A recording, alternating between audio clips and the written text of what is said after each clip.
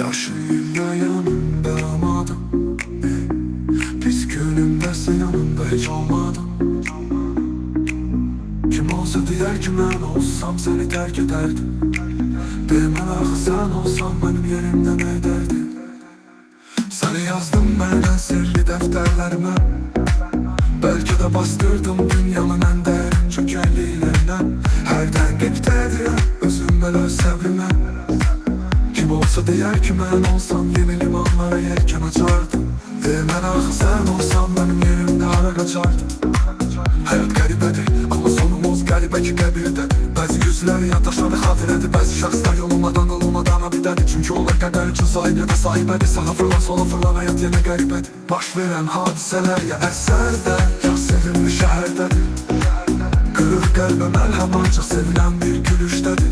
Yaşlıyım da yanında olmadım. Pis günümde sen yanında hiç olmadım. Kim olsa diğer ki ben olsam seni terk ederdim. Demen ah sen olsan benim yerimde ne derdin? Seni yazdım ben en sirli defterlerime. Belki de bastırdım dünyanın en derin çökelliğlerine.